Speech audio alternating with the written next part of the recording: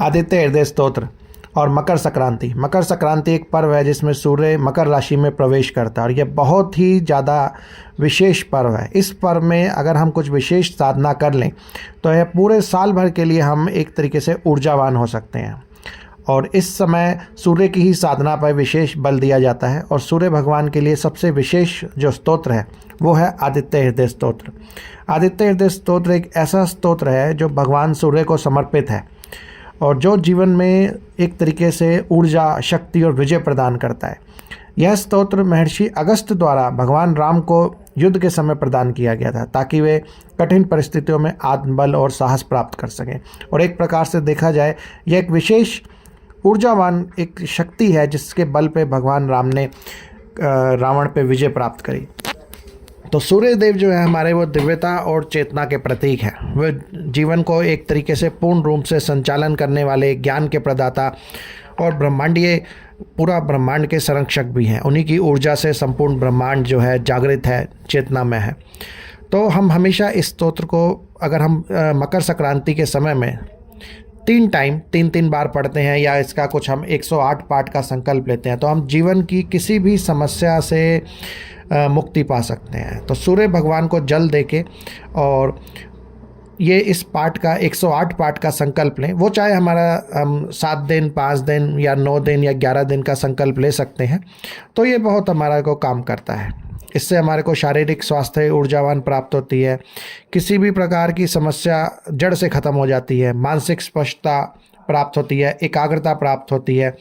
जिस प्रकार सूर्य अंधकार को दूर करता है वैसे ही यह स्तोत्र मन से संशय और भ्रम को हटाकर ध्यान, स्मरण शक्ति और निर्णय क्षमता को बढ़ाता है। यह एक तरीके का स्तोत्र इस तरीके का जागृत है कि यह हमारे अंदर आध्यात्मिक जागृति भी प्राप्त कराता है।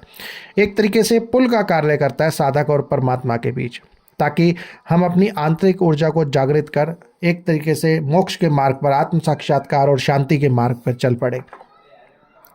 और सबसे प्रमुख कार्य इस स्तोत्र का है कि जीवन में कोई भी विघ्न बाधा है इस स्तोत्र के माध्यम से हम खत्म कर सकते हैं।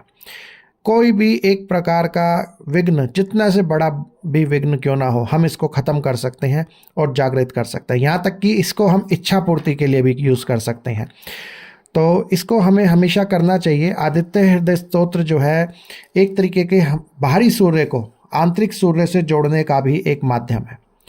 तो सबसे पहले हमें इस स्तोत्र के लिए 108 पाठ का संकल्प लें और किस उपलक्ष्य के लिए ले रहे हैं, चाहे वो इच्छा हो, चाहे कोई विघ्न बाधा हो जो समाप्ति नहीं हो रही हो, उसको हम लें, सूर्यदेव को जल चढ़ाएं और इसका पाठ का कुछ नियमित सीमा कर लें। जैसे डेली हम 11 पाठ करेंगे।